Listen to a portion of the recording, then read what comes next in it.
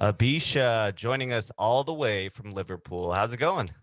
I'm good, thank you. How are you doing? Good. What time is it over there? Is it like It's midday or 2 p.m. 2 p.m.? All right. You're a little further along than we are here on the west coast of the United States. It's You're a few 6 hours a.m. behind. It's bright and early over here right now. 6 a.m. Wow. Yeah. Oh my gosh. That's so early. Yeah, it is early. So tell us a little bit about how you got into music to begin with. I always did music growing up, but not in the kind of way that I do now. So I was in a lot of musical theatre groups, and I did a lot of like small local theatre performances, and I danced. And then I started writing songs when I was about 14 or 15, properly with my guitar, which I begged my mum to get me for my birthday. And then I got into music properly when I moved to London when I was 18, and then a few months after that, I met a producer in a bar, and started working with him, and that's how I properly got into the music industry. Mm, that's a real nice synopsis. So early on though, you were doing like musical theater and stuff, huh? So you were like you were doing plays and musicals and that sort of stuff. Yeah, I loved being in musicals and shows. They were only like small local ones, but I really enjoyed it. I Was think that theatre is fun. was that high school or was that after high school already? Before high school, I think. Well, we our schools are different here. So Yeah, yeah. there's primary school and secondary school. And secondary school you start when you're 11 or 12. Okay. So it was probably like mainly primary school, and then maybe up until I was about 15 or 14 that I was still doing like theatre stuff. And so what kind of songs after that, it sounds like that you were into music during that time, but then you started writing your own music. What kind of music what were you writing at first? Um, my influences and inspirations at the time were very different from kind of my musical style now. So I started kind of just like learning songs that were easy to play, and that was like a lot of Taylor Swift songs, her early country stuff, Mm, which I used to love playing, and I'd sing her songs. Um, and then I just started to just develop a bit more of like a taste in the music that I liked. So I loved Rihanna, and I would try and simplify the chords to Rihanna songs and sing them with my guitar. Yeah. was there a particular was that one of the reasons you wanted to play guitar? Since you're modeling kind of some Taylor Swift stuff early on. Was that one of the um, inspirations?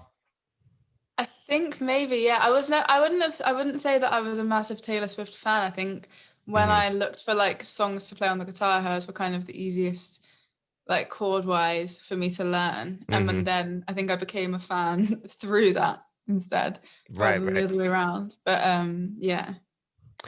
So you link up with this producer and you start making music. Was there anything in particular that caught their attention about you? Or were they just kind of up and coming as well and wanted to collaborate with someone? How did that meeting go? It's actually a really interesting story, but it was completely opposite to that. So he was a very established producer already, Hmm.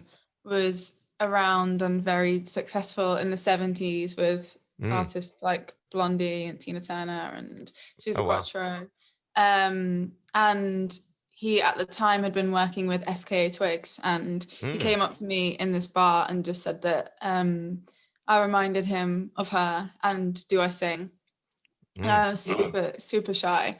So I said, oh, not really. And Mm. my friend was like, oh, she can sing. And then basically he came, and about 10 minutes later came out to where me and my friends were sitting and just handed me a little piece of paper which said his name and his number on it. And we Googled him, and it obviously came up with, because he hadn't mentioned any of like his success or anything. Right, Obviously, it was a right. very brief encounter. So we Googled him and saw all of the people that he'd worked with and the songs that we recognized that he'd kind of written or produced, and were obviously like, wow, oh my God. So yeah, I called him the next day, and then I started hanging out at the studio, and watching him record another artist that he was working with for a while, and then eventually got to start writing my own songs and recording with him, which was really good. So were you able to find your own sound pretty quickly once you started working with him, or was there a process of going through some different sounds? Oh, it was definitely a process. And I think I'm still discovering what my sound is now, but I think I always will be. I think that's something that's like kind of ever evolving, and like I learn and change so much with every song that I write. But God, we wrote some awful things right at the beginning, and some of the things that I look back at now and I just don't even know what genre you can call that. I think the first song that we wrote together was very like kind of rocky in a way, but like I don't even know how to describe it, to be honest. But yeah, it was quite a long process, and there was definitely some awful songs written until we got to a place where I was like more on the right path of like the kind of music that I wanted to be making. But it was a process as well, because I'd never even been in a recording studio before. So I was kind of just learning it all as I went along, as well as the actual genre that I wanted to write. So I mean, now I feel like you are starting to develop a sound, because there's a little bit of R&B, there's a little bit of that Caribbean sound, and so you have and maybe some Jamaican sounds in there, and you have Jamaican roots. Did was it is Tell us a little bit about that.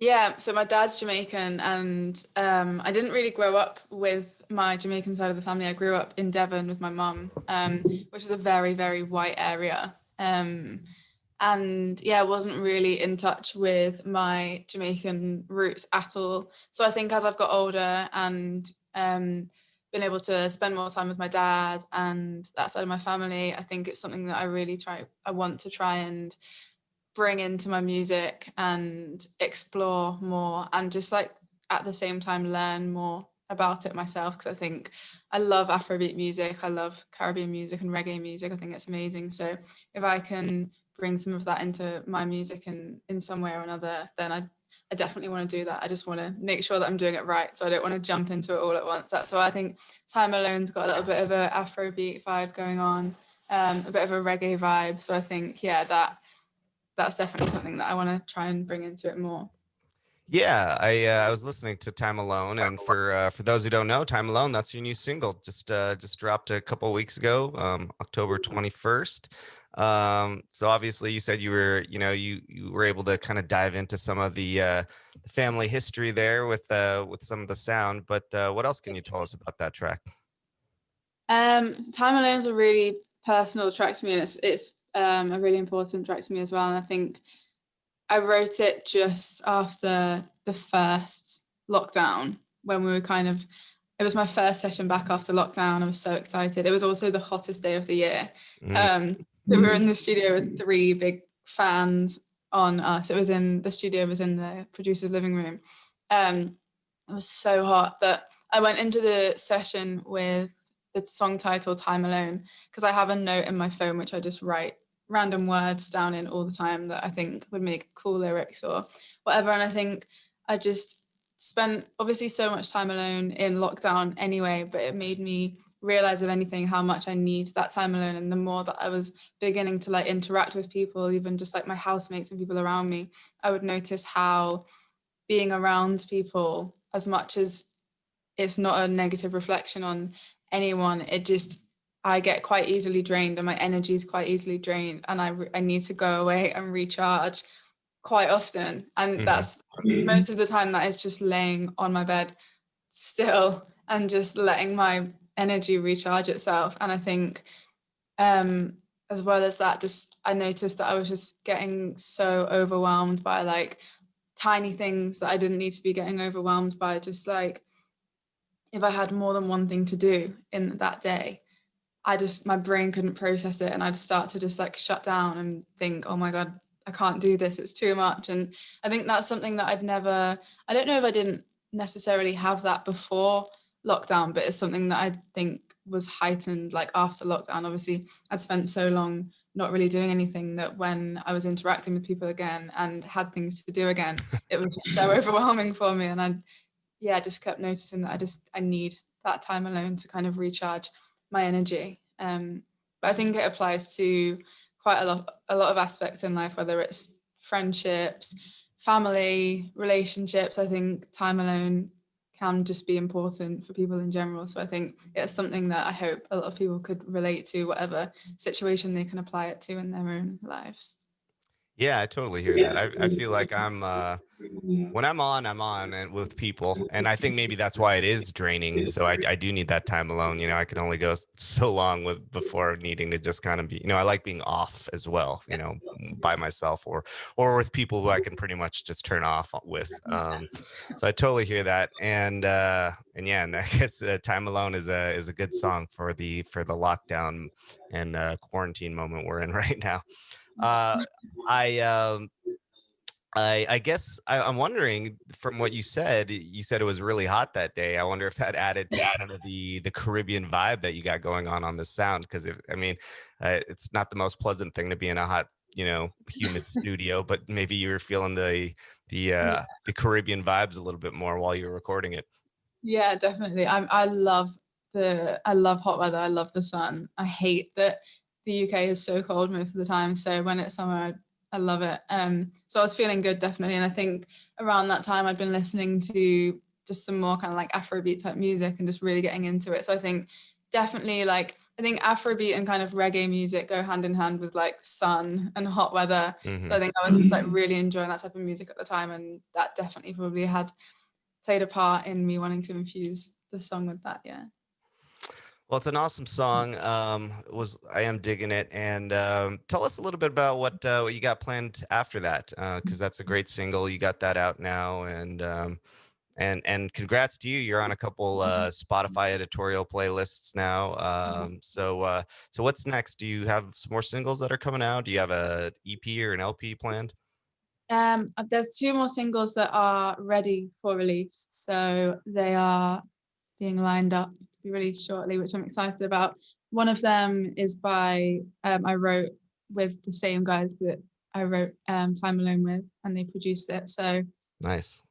really, really enjoy working with them. They're two amazing guys called Greg and Dan. And Time Alone was the first session that I ever had with them, and we wrote the song, and it came about so quickly. We'd finished it within pretty much a couple of hours, and we all just loved it so much. We vibed so well together. So when I went back into the studio with them, we wrote another song that again just came about so easily and like just so naturally. So I'm super excited about that one. I think that's probably going to be the second one to be released now. And then the first one is one that I wrote with a guy called Toby Scott, who also produced my most recent track before Time Alone, which was One Night. And he's also someone that I love working with. So they're two really exciting tracks that I can't wait to put out. And again, delving further into kind of just feelings and emotions. And they're both, again, quite raw. So I'm quite personal to me. So I'm really excited about them out. Nice. So do you plan on will we be seeing either one of those before the end of the year, or are those kind of 2021 singles, you think? I hope so. What date even is it now? It's like 23rd of the April. I hope so. Maybe one before the end of the year, but I'm not too sure. Can't say for sure yet. But I right, hope right. so. Yeah, there's time, but I feel like it's always a weird time to drop music, like either right on Thanksgiving or right near Christmas. So you got, well, you're in the UK, so you guys don't care about Thanksgiving, but it's a big Yeah, thing we over don't here. celebrate Thanksgiving, but I know this. It's a massive thing in the US, isn't it? Yeah, so yeah, and that's next Thursday, but maybe there's some time in between, you know, Christmas and Thanksgiving where you could drop it right before Yeah. Mariah Carey takes over the radio. Before it gets lost in all the Christmas madness. Yeah. Well, we'll be looking forward to that. It sounds like you are well on your way to doing awesome things and already putting out awesome music and kind of getting a lot of traction already. Let me know. I like to end the interview by asking if you had one piece of advice to offer to aspiring artists, what would it be? My one piece of advice, that's a hard question. I think stay true to yourself in terms of it's so easy to get carried away and swept away by what other people want and what you think other people want to hear, whether that's like your style of music or your genre. I think it's so easy for artists to think, oh, this type of song is doing really well at the moment, I'm just going to do something that sounds exactly like that because it's bound to be successful then. And then it just ends up being like formulaic and not authentic. So I think just, yeah, stay true to who you are as an artist, and in the end that will pay off. If people like it, they're gonna like it, and if they don't, they don't. But at least you're still being true to yourself as an artist and as a person. And then alongside that kind of same thing, don't try not to compare yourself to other people and artists. And I'm so guilty of this, and it's something that I've got to remind myself of all the time, because I think as a young person in general, it's so easy with social media and Spotify, and where you can see how many listens a song's got and how many playlists it's on. It's so easy to sit and compare yourself to other people, whether it's success, image, anything. And it's the quickest way, I think, to feel unhappy. So a lot of what you see isn't even real on social media. So I think, yeah, comparison is the thief of happiness. Totally. No, I was about to say I don't know if I'm quoting it exactly, but I've heard the quote that comparison is death. It's not, it's like you said, you're watching everyone's highlight reel or what they want you to see. So it's not always, it's no. And I think that's such good advice, and I'm hearing that actually more and more from not only artists but those in the those in labels and industry and people who are managers, that don't pay attention too much to those Spotify listens and all that stuff, because while they're great and everything's a metric for something, so there's always value in that, but that's definitely not the only thing. And there's a lot of artists out there who have a crazy amount of plays, but nothing really behind those plays. So Yeah, true. so totally agree with you. The better to be, even like you said, even if people dislike you, better to be disliked for who you are than Exactly. especially disliked for who you aren't. Bringing it backward.